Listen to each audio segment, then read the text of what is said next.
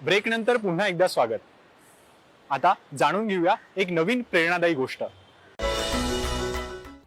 होळी सण म्हणजे आनंद, उत्साह आणि पारंपरिक चालीरीती जपण्याचा सण। पण हीच होळी अनेक वेळा झाडांची बेसुमार तोड करून पर्यावरणाला हानी पोहोचवते। मात्र नाशिक मधील आदिवासी महिलांनी पर्यावरणपूरक आणि रोजगार निर्मिती करणारा अनोखा उपक्रम सुरू केला।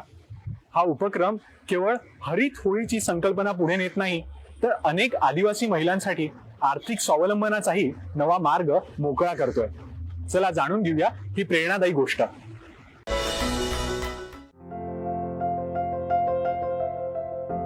नाशिकपासून साधारण 80 किलोमीटर अंतरावर असलेल्या दुर्गम भागातल्या वाड्यापाड्यांवरच्या महिलांना सेवा संकल्प समितीच्या पुढाकारामुळे रोजगार उपलब्ध होत आहे। होळी सणासाठी लागणाऱ्या गोवऱ्या तयार करण्याचं काम या महिला करत आहेत। या गोवऱ्यांना नाशिक शहरासह पुणे, मुंबई आणि परदेशातूनही मागणी आहे। उन्हाळ्याच्या दिवसामध्ये या भागात पाण्याचं दुर्भिक्ष्य निर्माण होत असल्यानं या भागातून मोठ्या प्रमाणावर स्थलांतर होतं। हे स्थलांतर रोखण्याचं काम या उपक्रमाच्या माध्यमातून होत आहे। कसा चालतो हा प्रकल्प, याविषयी सांगत आहेत प्रकल्प संयोजक मिलिंद जोशी। या गोवऱ्यांसाठी एक समान आकाराची 1x9 इंचची गोवरी आपण त्यांना तिथे साचे देऊन त्यांना ट्रेनिंग देऊन हा उपक्रम आपण करतो। आणि गेल्या डिसेंबर महिन्यापासूनच याची तयारी सुरू होते। बैलांना एकत्र करणं, वेगवेगळ्या पाड्यांवर गोवऱ्या त्यांनी गाईचं शेण गोळा करणं आणि त्या साच्यांमध्ये त्या गोवऱ्या साठवून स्थापून तिथे त्या कोरड्या करणं आणि त्या पूर्ण गोवऱ्या ज्या पूर्णपणे कोरड्या झालेल्या गोवऱ्या आहेत त्या एका पर्टिक्युलर बॉक्सेसमध्ये नाशिकमध्ये आणणं, असं ही सगळी प्रक्रिया गेल्या 3 महिने अखंड चालू असते। आणि त्याच्यातनं त्या प्रत्येक महिलेला साधारण 8 ते 10 हजार रुपये उत्पन्न मिळत असतं। या गोवऱ्या बनवण्याचं प्रशिक्षण या महिलांना दिलं जातं। प्रतिनग 5 रुपये इतका या गोवऱ्यांचा दर आहे। यातून मिळणाऱ्या उत्पन्नातून नवं पीक येईपर्यंत हे आदिवासी बांधव आपली उपजीविका करू शकतात। इस साल हम सोच रहे हैं कि 8 से 10 हजार रुपये जो 35 महिलाओं ने काम किया है उनको मिलेगा और उनसे उनका 4 से 5 महीने का खर्चा निकल जाएगा, क्योंकि उनकी ज़रूरतें ही बहुत कम हैं। इसी तरह हम हर साल उन महिलाओं के लिए ये उपकरण तो करेंगे। यापुढे इतर सणांसाठी लागणाऱ्या पर्यावरणपूरक वस्तू बनवण्याचाही प्रयत्न करणार असल्याची माहिती संस्थेतर्फे देण्यात आली। दूरदर्शन बातम्यांसाठी अनिल कुमार वैद्य, नाशिक।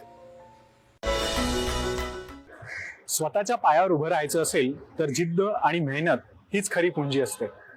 पनवेलच्या मनीषा जाधव यांनी हेच सिद्ध करून दाखवलं। घर सांभाळतानाच आपल्या हातगुणांच्या जोरावर त्यांनी एक यशस्वी व्यवसाय उभारला।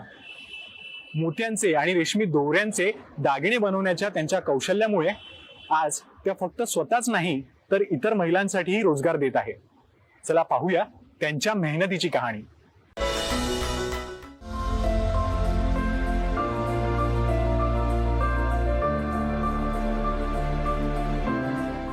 रायगड जिल्ह्यातील पनवेल तालुक्यातील श्री स्वामी समर्थ बचत गटातील मनीषा जाधव या मूळच्या वाणिज्य क्षेत्रातील पदवीधर। आपल्या क्षेत्रात नोकरी करत असतानाच त्यांचं लग्न झालं, त्यामुळे संसार, मुलं या व्यापात नोकरी सोडावी लागली। परंतु मनीषा यांच्या मनात स्वावलंबी व्हायची प्रबळ इच्छा होती, त्यामुळे त्यांनी मोत्यांपासून दागिने तयार करण्याचं प्रशिक्षण 2007 साली घेतलं। त्यांच्या मुलींच्या शाळेत एकदा हाताने बनवलेल्या वस्तूंचं प्रदर्शन आणि विक्री असा उपक्रम राबवण्यात आला। त्यात त्यांना सहभागी होता आलं। त्यांनी मोत्यांचे दागिने आणि रेशमी दोऱ्यांचे दागिने तयार केले होते।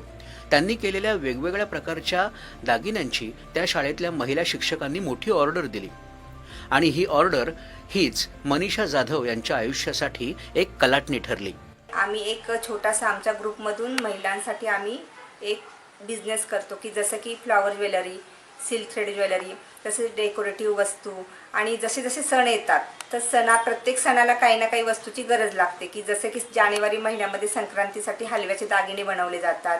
तसेच आता गुढीपाडवा आला तर गुढीपाडव्यासाठी छोट्या छोट्या गुड्या की जेणेकरून ज्यांना काहींना गॅलरीमध्ये जागा नसते तर देवाऱ्यापाशी त्या छोट्या छोट्या गुढी उभ्या करून त्याची पूजा करू शकतात। तसंच राखी पौर्णिमेला सिल्क थ्रेडच्या आम्ही राख्या बनवतो। तसंच आता आमचा हा बिझनेसचा ग्रोथ वाढवण्यासाठी आम्हाला महानगरपालिका लोन देणार आहे, तर ते आम्ही सगळ्यांनी मिळून लोन घेऊन गटातून आम्ही आमचा बिझनेस एक मोठ्या प्रकारे करण्याचा प्रयत्न करत आहोत।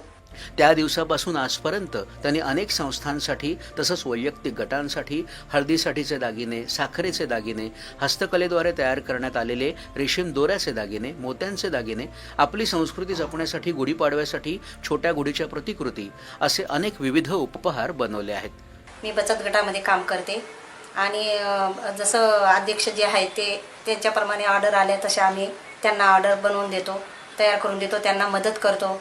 जसा वेळ मिळेल तसं आम्ही कामातनं येऊन त्यांना मदत करतो आणि त्याच्यातनं आम्हाला मोबदला मिळत असतो. बचत गटात सामील झाल्यावर त्यांनी आपला व्यवसाय वाढवण्यासाठी बचत गटातील आणखी 3 महिलांना रोजगार दिला आहे.